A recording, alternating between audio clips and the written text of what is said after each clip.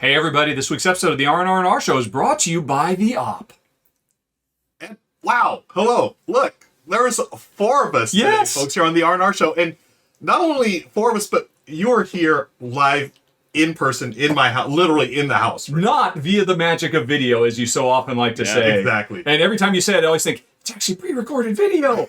I mean, but yes. But it's still magical. It is magical. Yes. But not as being as magical as being stuffed into Ruel's very cozy, let's say, filming room. Yeah. My wife and I, we are on the road driving from the Pacific Northwest to the southern tip of Baja, Mexico, and then heading back home. And if we were in LA, I had to stop for my favorite person in the world, and Ray, specifically. I'm sorry, I didn't mean to imply anything else. Yeah, that makes more sense, yeah. Oh, well. Because it's not just me, folks. It's Ray from The Op who is sponsoring this episode. Hi, Ray. How are you doing? I'm good. Thank you so much for having me. I'm super honored to be here. We are incredibly happy to have you. Tell us about The Op. You're a recent transplant. You're in charge of the digital media, I believe? Yes, yeah. So my title is Digital Content Coordinator. Fancy way of saying I do social media. So if you talk to us on socials, that's me. And I also make video content and do various like streaming things like this. If there's a camera, I'm probably the one involved in it somehow. You can catch our videos that I make on TikTok and Instagram Reels and stuff like that. But yeah, I'm brand new to the company. I'm super excited. We were chatting before the pre-show that The Op is sort of in their hobby era in 2024. So This is like the perfect time for me to be joining this company, having come from like the hobby space in my prior work. So I'm super pumped to be here. Some of the stuff going on at The Op right now, we have so many things. I gave the full explanation during the pre-show, so you can check that out. But the highlights, in my opinion, are that the art project is finally available in the US. If you were keeping up with SN coverage, this was a big hit at SN. I think it was even on it was one of Ruel's most anticipated games of 2023. I went back and did my research before the stream. Nice. So you don't just take my word for it. Ruel was excited for it as well. This is our cooperative game where you are players who are trying to save art that has been stolen by this mysterious organization called the White Hand. So you're going around trying to reclaim this art that has been stolen, hence the art project. It's the art rescue team. This is a fantastic cooperative game that hits that perfect middle ground of being super easy to learn. The mechanics are very straightforward, but it's quite the challenge. You have to communicate really well with your other players. It's pretty hard to quarterback, which is one of my biggest pet peeves in co-op games. So I love games that have clever ways of sort of getting around that, which is fantastic. And yeah, this is out in the US. I'm super, super excited for that. And then depending on if this releases tomorrow, we will have Black Friday sales up. The Op. Yeah, so we are going into our hobby era, as I like to say, but The Op, I think, really shines with party games. We have such a fantastic lineup of party games, including Blank Slate, Hues and Cues, Tapple. We've got a ton of them. If you follow us on social media, I've been talking a lot about how great those games are to bring home for the holidays, for Thanksgiving, Friendsgiving, Christmas, whatever you celebrate. Anytime that you go home and you've got a big group of people and there's a variety of ages, some of them maybe like board games, but a lot of them probably don't, maybe can't really grasp more than a handful of rules at a time. The Op party games are such a great place to go for that. And we're having a big sale on our party games for Black Friday. It's buy one, get one, 50% off. So if you're looking to bring some games home for the holidays, I highly recommend. I've been playing Blank Slate at my family's Thanksgiving for every single year since it came out. It's so perfect for a big group of people with a variety of ages and skill levels. So Very cool. That's what we've got going on. And also just watch this space for 2024. We've got mad hobby games coming out next year. I'm so excited. Watch the pre-show. She talks about it a bit.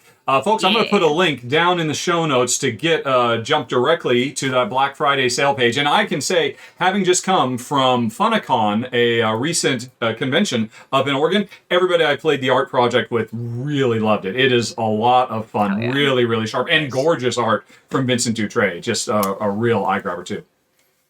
Absolutely. Awesome. I'm so glad people enjoyed it. That's great to hear. Yeah.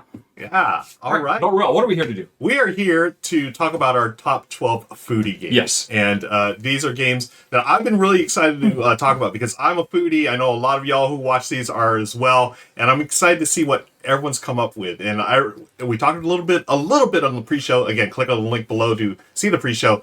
Richard's got some games that apparently no one else has heard of. I guarantee none of these other people will have heard of at least 2, if not all 3 of mine. Yeah. Very He made excited. him himself. Yes.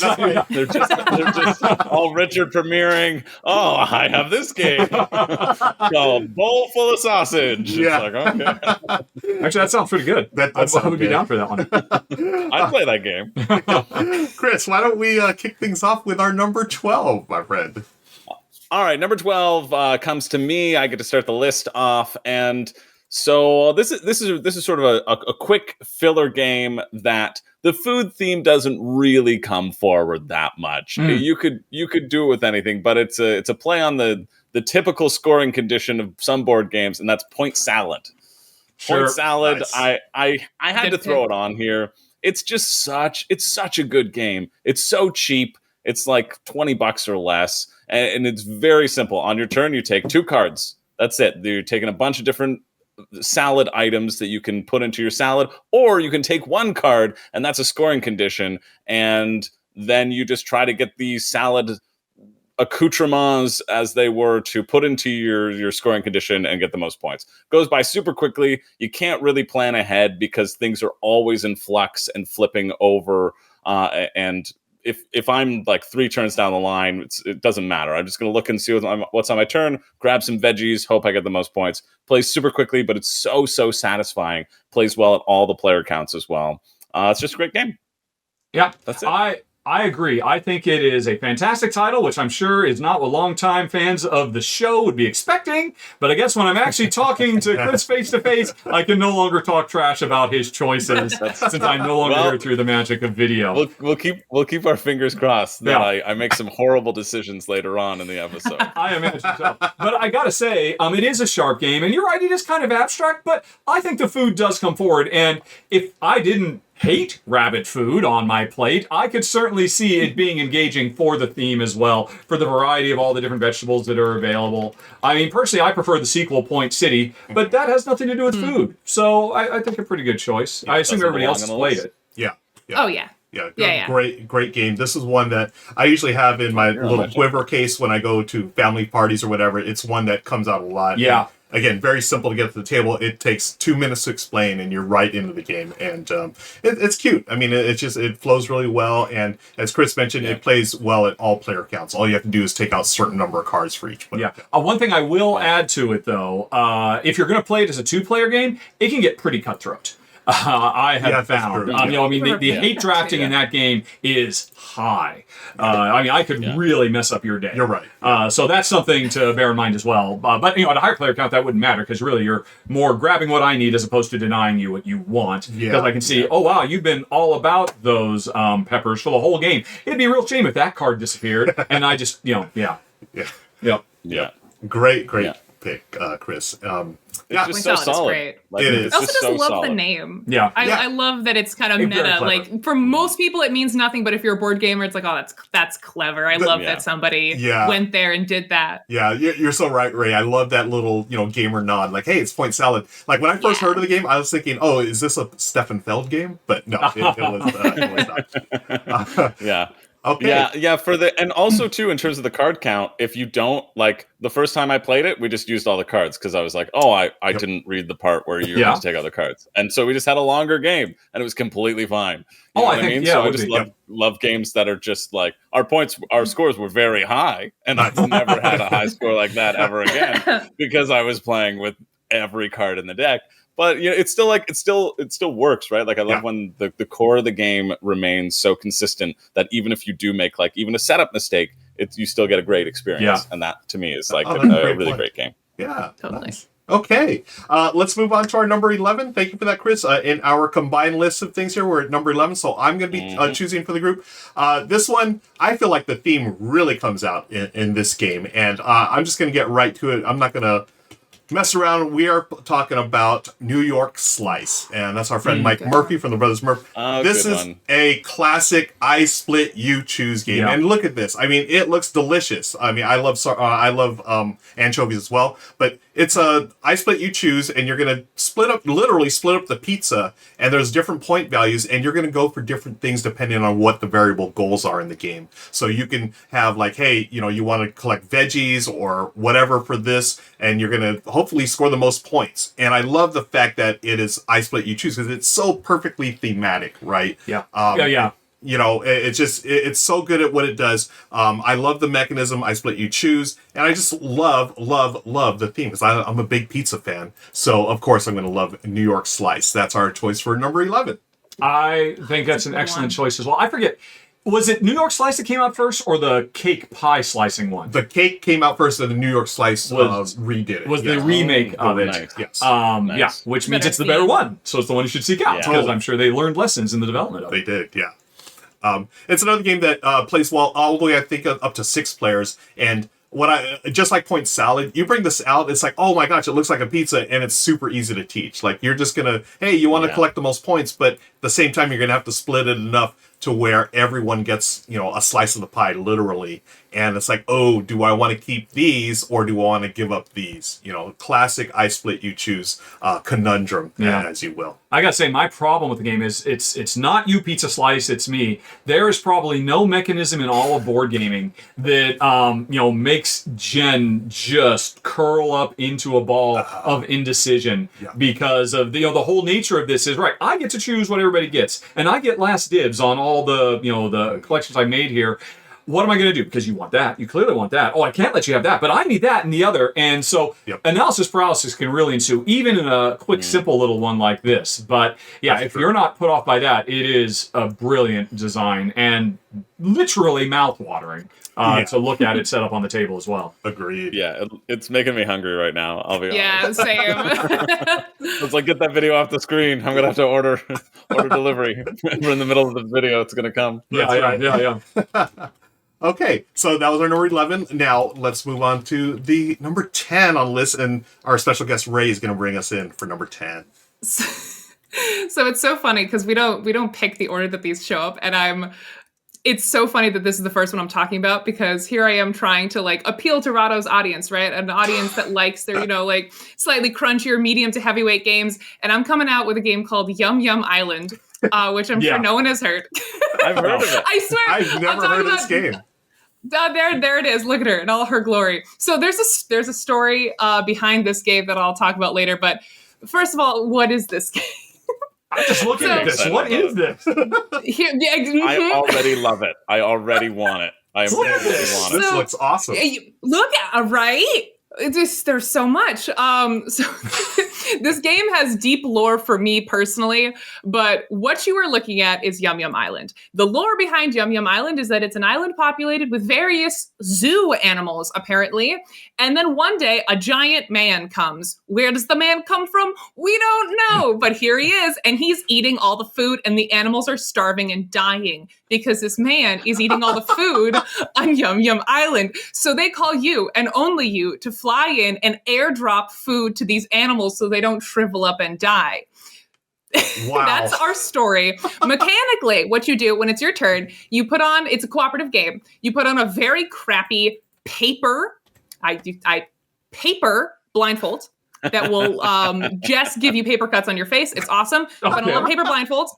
And what you have to do is blindfolded, you have to reach into this container of these you saw those little pink and green pieces. Those are the food. You're going to try, first of all, you have to navigate blindfolded to that tray. You then have to airdrop it into the animals' mouths. You cannot ever touch the table or touch the animals. You have to remember and memorize where their little open mouths are up to the sky. You have to remember where those are and drop them in. You'll roll a die, and that will determine whether or not your friends can help you or not. So sometimes it's everyone screaming slightly different variations of the same basic instruction at you, or it's everyone just sort of holding their breath, not able to say anything, watching you blindfolded try to drop these cubes into the mouths of these animals. That is Yum Yum Island. I discovered this game at Origins, I think 2 years ago, and I have to give credit where credit is due. This game is now synonymous in my mind with Charlotte or Alone Shark from the board gaming community. Oh, yeah. She picked this up out of a $1 bargain bin at Origins. Was like, what is this? And what initially caught her eye is that some of those animals look kind of odd, kind of like something else. I think it's a kid's game, so I think it's unintentional, but some of those animals there were weird art decisions made in this game, and she's like, I gotta know what's up with this. And she just brought it around to every gaming meetup that weekend, and it just spread like wildfire. And I got the pleasure of playing it Saturday night of Origins, which if you've ever worked a show, there's a special type of exhaustion and loopiness that kicks in the Saturday night in particular of a show. And it was just, we had the most fun. My hands were shaking from carrying around my filming setup all day. So I'm like trying to drop them in. We're trying to yell at each other over the buzz of this like convention free play area that we're in. We're like, no, a little bit more left. Everyone was like crowding around the table being like, what is going on here? It was just one of those games that just slowly attracted more and more people. You look so doofy with those paper goggles on. It's become the stuff of legends for me at conventions. Charlotte will always, if you ever see Charlotte at a show, she's got a copy on her at all times. It's become this massive meme. So I couldn't not put it on this list. But I think it's mostly for families. And I think it actually would be a really great family game. Or if you're, a slightly loopy adult like myself. I went to try to validate my choice of this by like looking up if anyone had reviewed this game because I had never heard of it before. I stumbled upon a Dice Tower review of it and I was like, oh, hell yeah. Watching it, Tom Vassel's talking about how much he loves it. I'm like, oh, this is great. I feel less crazy. And then, at the end of Dice Tower videos where they lay out all the components and they do the gavel of like whether or not it's approved. And Tom goes, Yum Yum Island, kid approved. I was like, I guess we're all just, never mind. So Yum Yum Island, kid and Ray approved. Nice. I love this game very, very much. Oh, what a choice to start things off, Ray. That's great. I had to. I totally need to play this. You have to. Yes. I'm bringing it to PAX. Come find me. It's tradition at this point. And honestly, I'm a huge fan, wherever possible, more gateway family games that are cooperative, please. Yeah. Absolutely. Playing some variant of Sorry does not bring people together. Like, working together towards something. Wow. Exactly. And it's really fun with that blindfold. If you like nyctophobia, you like the idea of playing with your different senses in a game, but you don't like the spooky, scary nature of nyctophobia, but you want to try to do something like a little bit different like that, where, you're losing some senses. It's a lot of fun. I would recommend bringing your own blindfold because the one in the box is very painful and uncomfortable. Okay. Good to know. Good to know. Nice. But yeah, I love this game, and I will talk about it till the day I die. Yeah, I bring my own blindfold anywhere I go. So. Of course, Of course, Chris is always prepared. Chris has learned the hard way. Let's just leave it at that. That you should always bring your own blindfold. BYOB. You always got to bring your own blindfold. Exactly. I don't think this should be number 10 because I think it should be number 1. There we go. I convert already. That's there you go. Confident. Yeah. Awesome. Well, let's move on to number 9. Richard. Hi, everybody. Well, first of all, I should say, for me, there are so many great food games out there that I could have talked about, and I think these are all good choices so far. To limit myself, I really wanted to focus on games that was about food prep and really just getting you more connected with the food, making it and then serving it and consuming it. So the ones I'm talking about do that. And I'm going to start with my crunchiest of them. This is a relatively interesting meaty Euro. It is called Consumption, Food, and Choices. And this is a game that I covered in prototype form many, many years ago, back when I was in Malta, and it's gotten even better since then. But the interesting thing about this game is it was actually designed by a real-world nutritionist, a nutrition scientist. Oh. And she wanted to use the design of this to get people thinking about different diets and their effects on your body.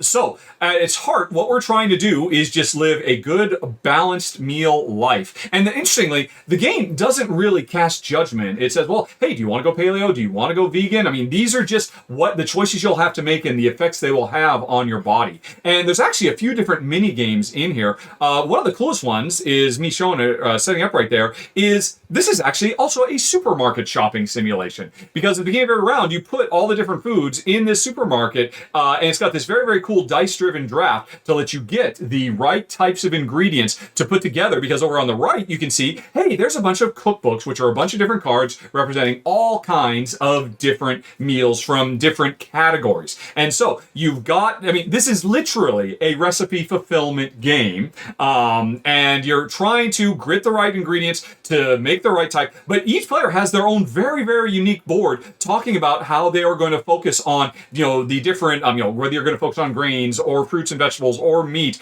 And it's a really, really engaging game. Incredibly thematic. surprisingly crunchy, and again, driven by real science. The game definitely aims to, inform as much as it does to entertain, and I think it does both really well. And I was really impressed by the prototype I played a long time ago. It eventually got picked up, and if you watch my original run through, I'm just saying it has changed since then and gotten even better and a bit more streamlined and smooth playing. But I still think it's one of the most impressive games for what it attempts to do and what it succeeds at: consumption, food, and choices. Wow, I'd never heard of this game. Yeah. And this totally piqued my interest. The fact that it was done by an actual nutritionist. That's really cool. So after you played, did you feel like you learned something? I think so. Yeah.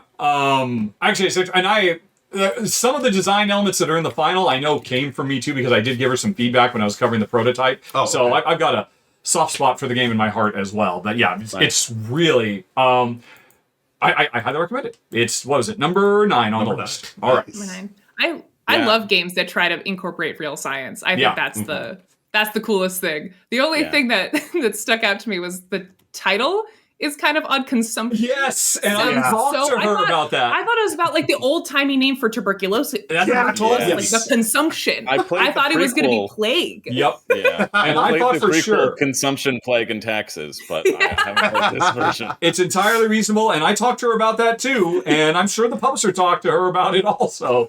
But it's kind of cool because it is like this I guess if it is a really sciencey, crunchy, consumption is like the scientific term for like eating. I guess that is, once you see it on the box, it makes sense. But hearing it, I was like, how is this? Totally. Where's this one going? Yep. Yeah, totally fair. But it looks cool. Yeah, I just love food and choices. Oh, such a Euro game title. Yeah, very much so. Why don't we go on to our number 8? Chris, it's back to you. That's me. Okay, well, my next one, people may not associate as a food game, but it's sure got food in it. It's the only food that I can think about in this game, rather than the other little bits that you're doing, probably just extraneous. But you're feeding your guests, and your guests are hungry. They're hungry for wine. They're hungry for coffee. They're hungry for strudel. All right, everybody pause and write down in the comments, based on that description, what game is he about to talk about. I thought it was a different game, but now I don't know what it is. Yeah. I thought I had an idea, but the strudel threw you? Do we know? Definitely not what I'm thinking. All right. The strudel, yes, the strudel's the key. Yep. I thought I was on board.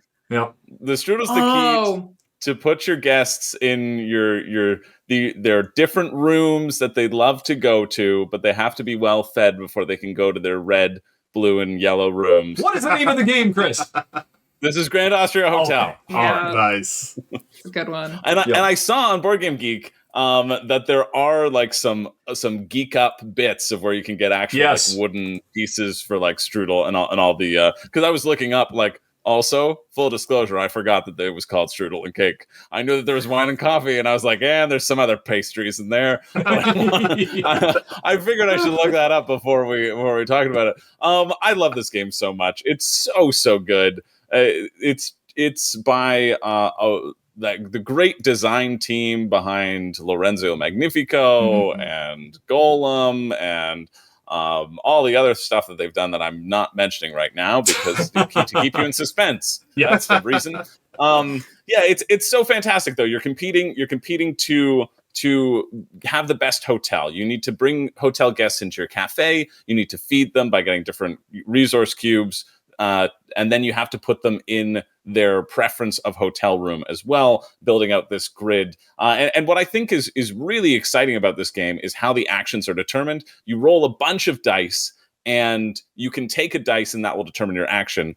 But the more dice there are in a category, the stronger that action is. And so if you roll 5 6s and 1 1, the 1 in any other game, you might be like, okay, I got to take the 1 first because there's 5 6s. I don't have to worry about the 6 action. But you may want the strength of that action instead of that one smaller action, you know? Mm-hmm. And so having that balance is what I think is so cool. They do sort of dice worker placement or dice action selection in a great way. Like Lorenzo does it in a very exciting way too. And I think this game is so phenomenal, so worth the hype, worth its space on the Board Game Geek Top 100, and it's just super fun. But that's the key thing that I really enjoy about it. And also, of course, the food. The food. Of course. Yep.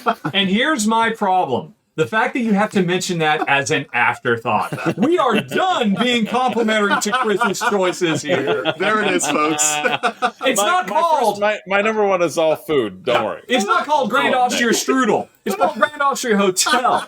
And it is. Yeah. It's probably, I'd be willing to bet, probably my favorite game on this entire list because I love it to pieces. And I thought about it too. And to be fair to you, it is listed under the food category on Board Game Geek. It's one of the highest ones. There is a subcategory on Board Game Geek devoted to food games. And apparently, with your eyebrows raised, you didn't realize that. I didn't. I wish I had known that. That would have helped my picks. It probably would have helped. Maybe I would have remembered about Uwe. Yep. But yeah, that would be my only problem. But yeah, you're right. It is a brilliant game with minors so in food as opposed to majors. I have a confession. I just wanted to talk about it. Fair. Yeah, I have a confession. I thought I had played this game. I've always had this mixed up with Lorenzo El McNiff. Oh my gosh, yeah. I'm looking at it, and like, Chris is talking about it. I'm looking hilarious. like, this looks really familiar. It's like, no, I've played the other one, which I love, by the way. So again, that has nothing to do with food, but hey, here we are. It's Chris's choice. We don't have to talk about food because he plays fast and loose with the rules. Yes, he does. Fast and loose, baby. Apparently, my message I sent that's on his shelf behind it did not come across clearly. Oh, that's enough. right. Yeah. I thought this was for cutting my strudel and cake. Is that not what this was for? Dang it! I thought you were telling me to put it in. Classic Chris. Let's move on to our number 7. Okay. This is my choice, and all right. Once again, I'm going mainly for theme here. I'm really the theme of this really captures the essence of why I think it's for a food game. It is a game number 7 called Kitchen Rush. And that's how you choose a food game as opposed to a food adjacent game. Yes. Folks, you're literally in the kitchen prepping, you're running a restaurant, you're prepping food for your customers. And what I love about this is it's a worker placement game, but those workers are, what are they called? Little sand timers. Yeah. So you place them in different spots and you only have whatever, 30 seconds, 20 seconds, whatever it is, to do your moves, and it's brilliant. I love how fast this plays, and it really does capture. I've never worked in the kitchen. I've done like some catering gigs and stuff, but nothing behind the counter there where you're prepping food. And I would imagine it's just as stressful as this. Obviously more stressful. Yep. But as Amy and Maggie did in their run through, you can see there's all kinds of things you do. You get the food from the pantry. You go to the burners. You've got your different pots and pans going, and you have to fulfill orders. You've got to keep those customers happy. And of course, if you wait too long, they're not going to be happy. They're going to leave, and you've lost. You're not going to score points. But Kitchen Rush, folks, I love the theme, and I think it's just brilliant the way they've done it with those sand timers. I thought it was a really slick move. Yeah, I've always enjoyed the playing meeples this. are sand timers? Yes. Yeah, they're all, I think. That's so cool. That's genius. Yeah. Isn't it? Oh, yeah. So, Ray, you need to play this. It's so much fun. And it's a cooperative. It is a cooperative game, yes. So we're all trying to make sure the restaurant doesn't go out of business. And as soon as the timer goes, you can see them starting to play now. You put that timer down, you do the action, and then that timer is locked there for 30 seconds. Yep. But players have multiples, and I think there's like a communal one that players can share. Correct. Yep. And you're between prepping the food, between going out and shopping to get more food because your pantry might go empty, to plating the food, to actually servicing it. It is phenomenal. So much really fun. good stuff. Yeah, highly recommend. It looks like the board game version of Overcooked, which is the one line that's all you need to say. I'm so on board. Yeah, that's totally it, Ray. Yep. Yeah. I also love seeing Maggie and Amy like rushing around and then great, normally they're so calm and they're just sitting there, but here it's like boom, boom, boom. Yeah. God, I love real-time games so much. That's awesome. Yeah. And, for a real-time game, they captures the theme perfectly. Just being that mad rush behind the doors of your own kitchen or restaurant. So much fun. Good stuff. Yeah, this one's in my personal top 10 food games. Oh, really? Yeah. Oh, cool. Just Nice. not my top tier, but it's still really good. Nice. Okay. Yeah. That's really cool. Sorry, Chris, did you have thoughts on just... No. I was saying I probably should pick up a copy. Oh my gosh, you haven't? Yes. I play Overcooked a ton. And Same. like that. We're 4 stars on pretty much everything in Overcooked. Okay, no big deal. But if you know, you know. Yeah. Anyway, I think I just have to go and get a copy of this like immediately after this stream. I think I'm in the same boat. I really think you'll Completely enjoy agree. it. Yeah. Cool. All right, let's move back on to number 6. And Ray, we're going to throw it back to you. All right, now I'm worried because now Richard's coming for people's choices of is this food it's enough just or mine. not. Yeah. Just mine. And this one might be up for contention All right. because this is one of those games that could kind of have had any theme. Okay. But this is the card shedding bluffing game Spicy, which the food theme is that all the cards are various spicy foods. Okay. You've got wasabi, chili, and pepper. And this is sort of like the game Cockroach Poker, but I think it is the superior cousin to Cockroach Poker. Oh, I used to wow, play really? that game a lot.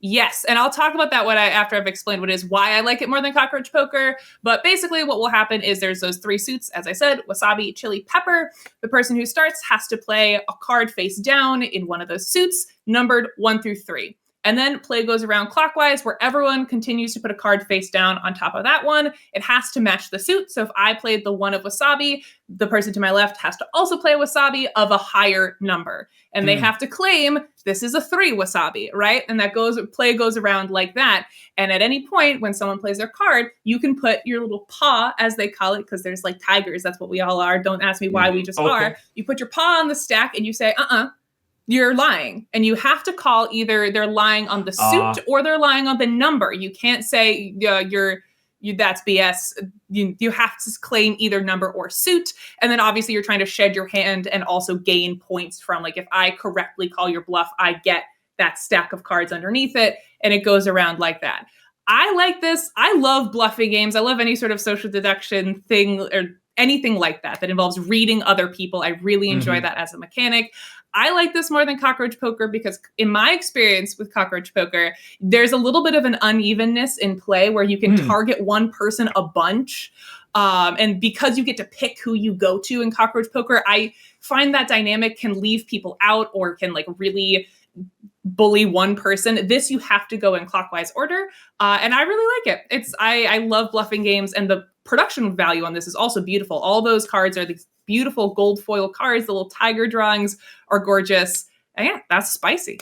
All right. Nice. Cool. Yeah, Ray, I think you're perfectly, like, it's just a perfect statement about how Cockroach Poacher, it can be a little bullyish, right? I mean, you do. Yeah, it seems like every game I play of Cockroach Poacher, you're gonna pick on one player. That's just the way it works. And you can go after the winner all gang up on them. And I don't like games where the last 10 minutes are just you ganging up on the winner. I don't enjoy that very much. So yeah, and Spicy definitely. I've enjoyed my games of Spicy as well, and I think you're perfectly. Yeah, that was a perfect statement about the game. It's really, really fun. Yeah, and it's a really great way to like get to know people. I love games like that. I was introduced to this game back when I used to work for CGE. They do this big playtesting retreat where they send everyone out into like the Slovakian mountains to playtest all the games that they're thinking of publishing. And this game is now being distributed in the US through CGE. So we got to play it there, and it was it's a really good way to get to know people. And yeah, I love this type of game. And this is, I think, my favorite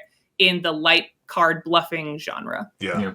Now, remind me, is this a minimum 3-player game, or can you play 2? It must be, right? It must be. Yeah. I think so. Don't quote me on that, though. I've only ever played it with like a bunch of people, so I'm not familiar with its minimum. Yeah, I thought there was someone either on BGG or something. Someone was like working on a 2-player variant or whatever, but I don't remember. Yeah.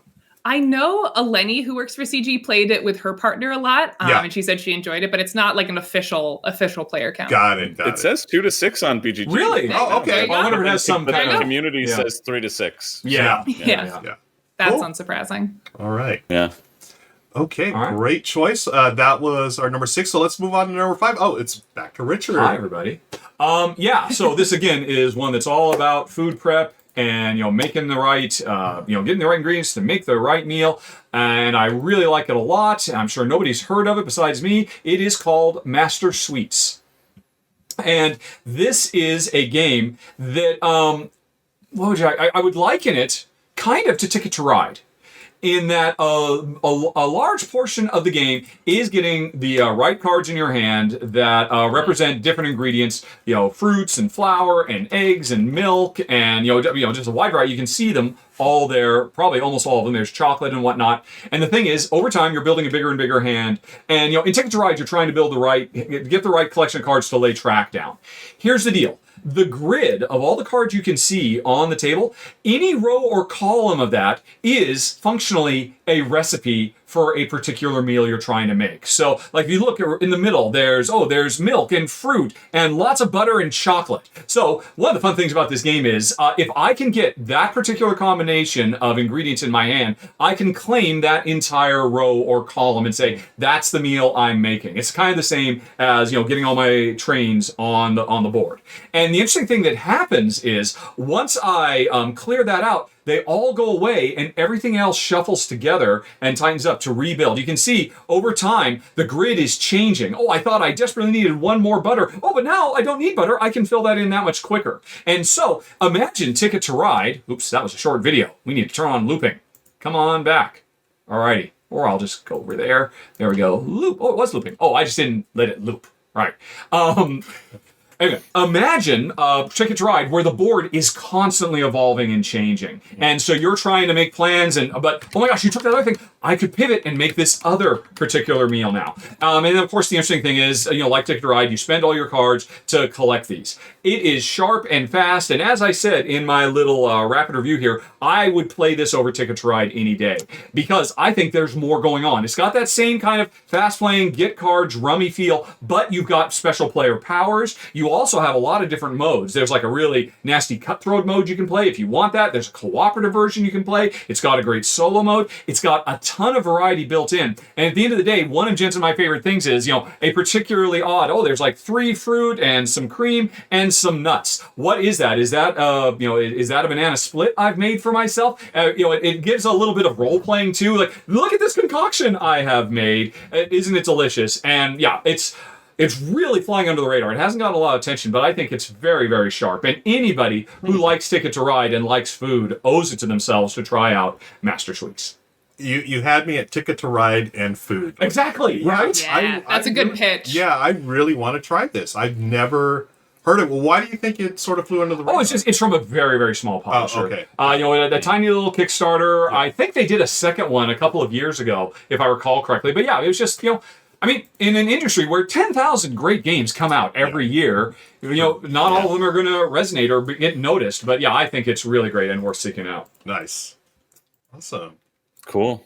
That was number 5. I'm super hungry right now. Folks, I know. Yeah, we're recording this live, It's and it's around lunchtime here on the Pacific West Coast, the West Coast. So yeah, we got to get through this list. Let's move it. Let's move it. Anyways, great choice. I really want to play this. But let's throw it back over to Chris, who's got our number 4. All right.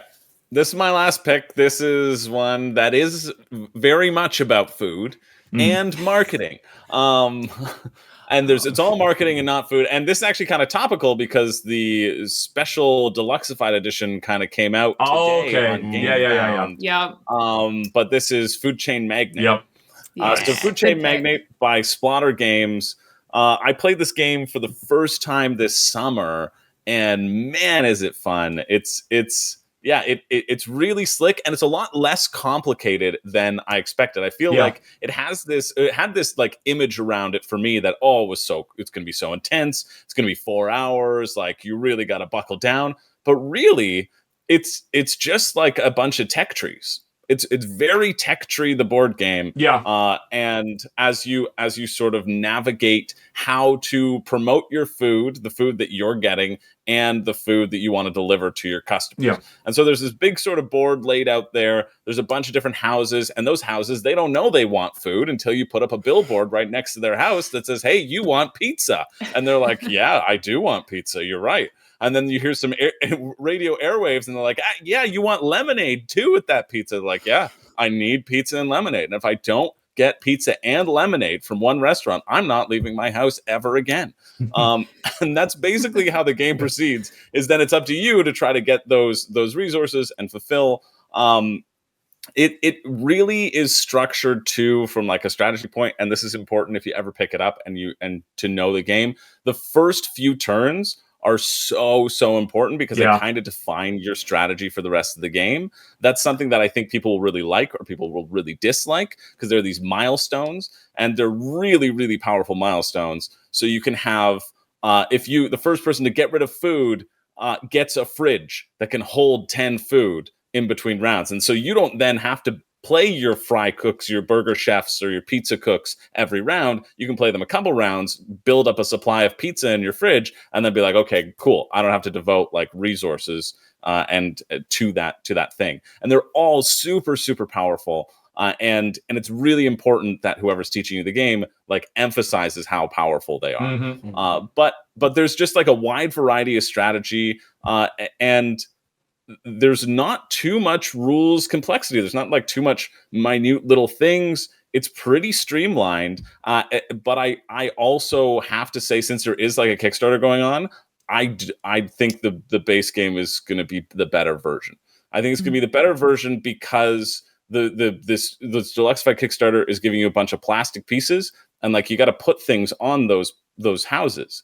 And if there's a big plastic piece and there's like a little pizza slice tucked in the corner of it, it's less readable. Like it's actually less readable to the game state. Wow. Than if you were to put like a little piece, a pizza symbol on a flat tile. So like personally, I was excited to see this come in this Deluxified version, but I like the base game just fine, and for like 50% of the price. Sorry about it. Yeah. That's the thing. There's a really nice thing that there's a black magic insert where you can have all the cards stacked up, which card organization is going to be a huge part of this, because there's all tech trees, and it's like, I'm going to buy this person who's going to chain off into that. And so there's a lot of like taking cards and building out your own little pyramid of the CEO hierarchy. But yeah, it's really slick. I like it a lot. It gets me actively excited to get it back to the table too. So and just experiment with different, like, which milestone am I going to get that's going to really change the strategy of what superpower that I can do versus everybody else who didn't get it at the same time. Yeah. You know what? I'm so glad it's on Kickstarter now with this new edition, and I sort of feel ashamed for admitting this, but for years, I have stayed away from this game because I didn't like the look of it. I felt like it looked very clip art. Oh, God, yeah. You know this what is I mean? widely regarded as one of the best ugly games of all time. Yeah, and I couldn't get over that. I love the look. I actually love the. Oh, you do look. Okay, that's interesting. I'm with Chris as well. I really like how this game looks. The 50s Americana vibe is fantastic. The fact that your player aid is a literally 50s diner menu that you can open up and leaf through is brilliant. Yeah. But the board that you spend the majority of your time looking at, it's... different strokes for different folks. Some people find beauty in austerity, I suppose, and I guess that's what this delivers. And that's why I'm, again, you can totally keep the original game and have fun with it. I'm looking forward to this new version because it's going to finally get me over the hump because I want to play this game. I've never played it, and I know it's a brilliant game. Yeah. It is also a brilliantly cutthroat game because Chris was talking about, I put all that work into making the people want the lemonade and the pizza, and then what do you know? You open up a shop right next door to me and completely undercut me, and all the work I did is gone, and I just lost. If you don't play your cards right, I gotta say the most brilliant thing about it is the personnel management. I loved the way that works. Like you said, it's kind of the base of a tech tree, and just really sharp. And hey, you know what? It's a step up from your previous one because at least food is in the title, even if it's only barely in the game itself. Food's in the title. There you go. I knew I'd get by on this one. Nice one, I Chris. said I just looked through my shelf and I saw food and I said, okay, I guess that's fine. Easy peasy. And then I was like, I gotta play it now. Love it. Well, I also really want to play this one. I'm in the same boat as Ruel. I've never actually played this. I really want to because I actually am one of those people who likes how it looks. I love the description of it, but every time I've been this close to someone teaching it, the description of the game turns off one person. And they're like, actually, let's play something else. Because the description you gave is exactly what I've heard every single time, which is that it's long. The first couple of turns are really important. And there's always one person who's like, let's do something else. And I've come this close like 5 times because I would like to play it with someone who knows it. That's how I want to learn it. And I've been in that situation multiple times, and it always gets yoinked for something else. So I'm really hoping. And then you bring out Yum Yum Island every time. And then I'm like, hey man, let's just play Yum Yum Island. Why are we?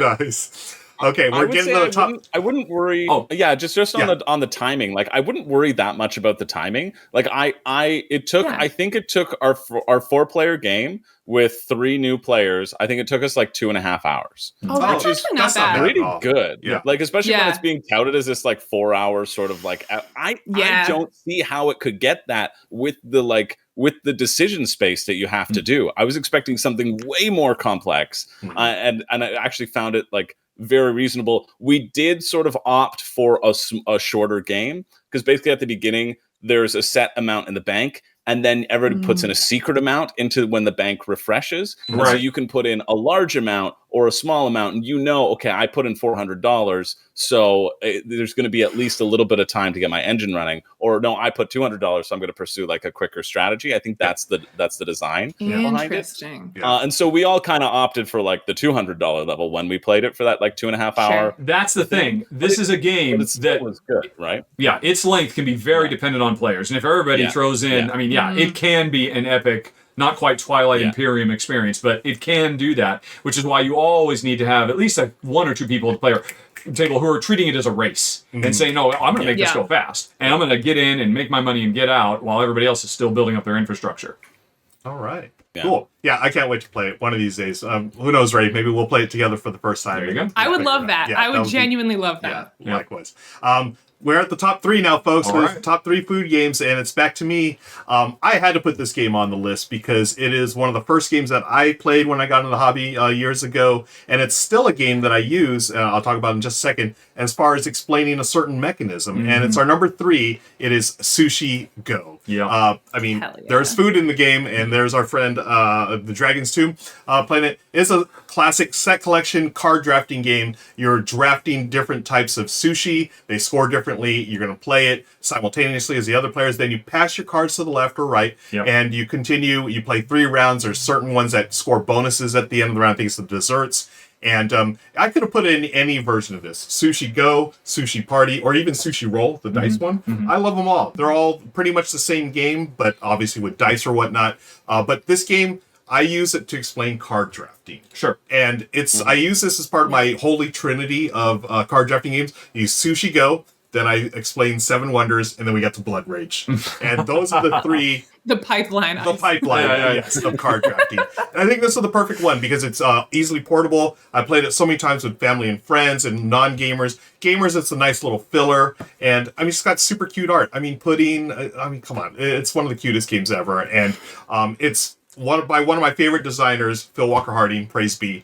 A wonderful designer. And he's got this special place in my heart because all his games are very accessible and they're just a lot of fun. And that's why it's our number 3 pick, folks, Sushi Go.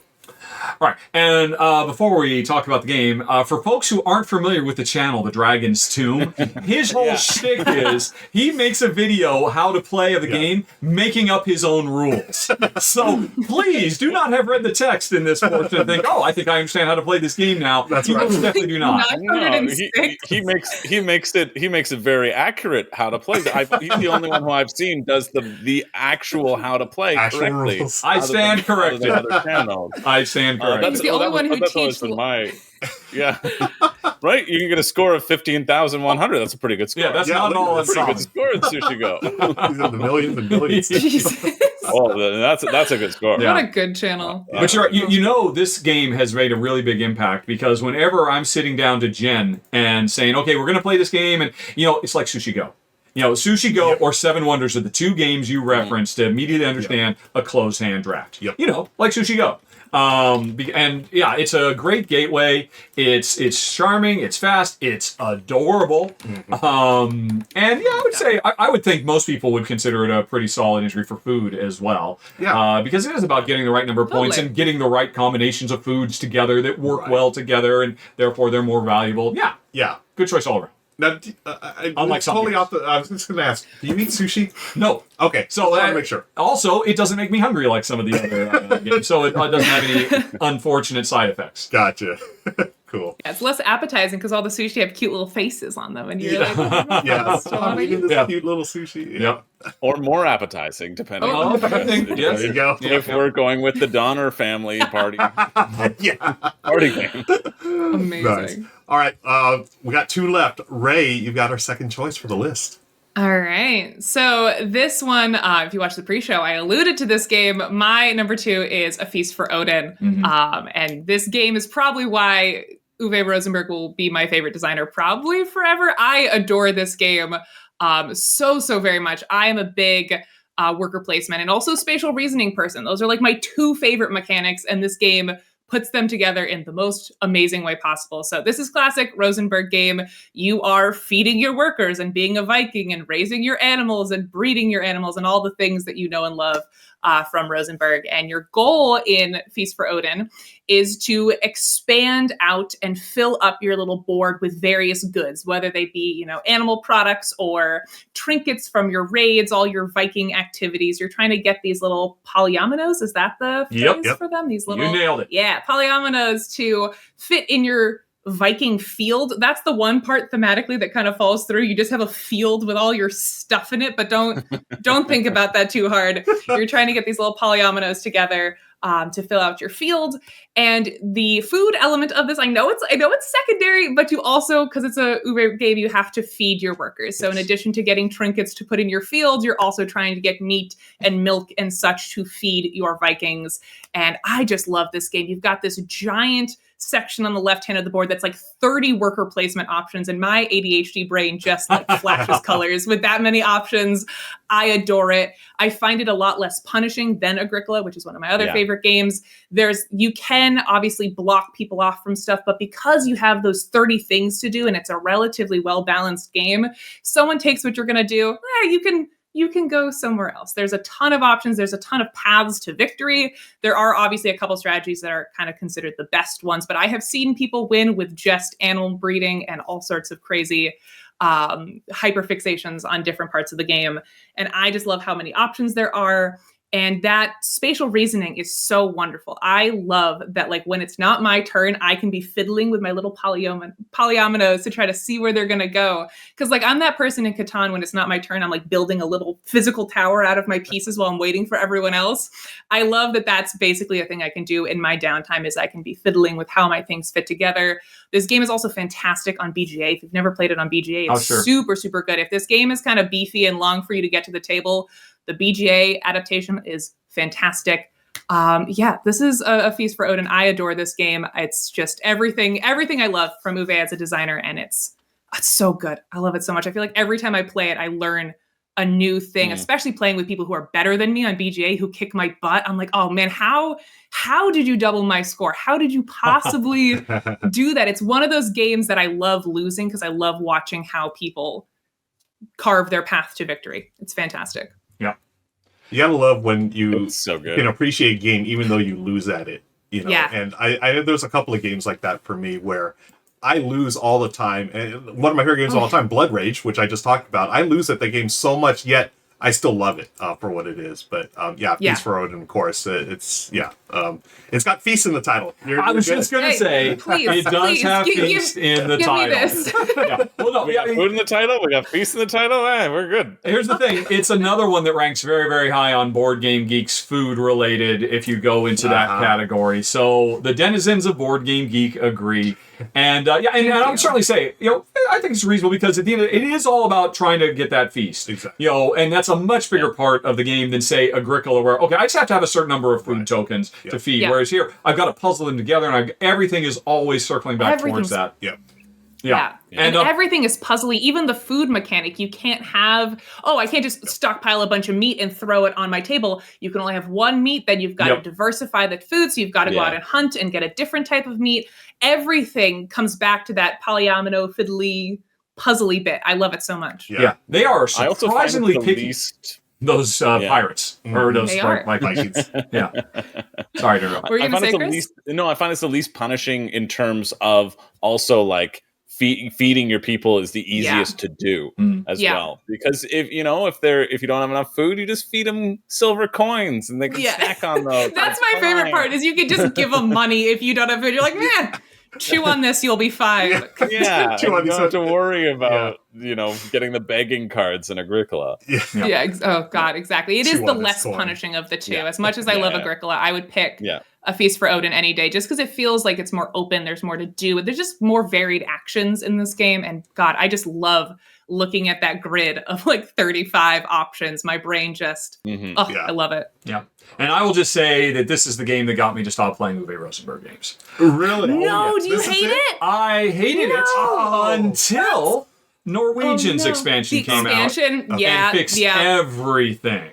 I mean, that is, if we ever do Broke a my top heart for a 10 second. mandatory must-have expansions, the Norwegian expansion for Feast for Odin is absolutely must-have. Because I do think everything you said is right. Everything about it is brilliant. But the insane swinginess of the card draws of that game, to me, just completely undo it.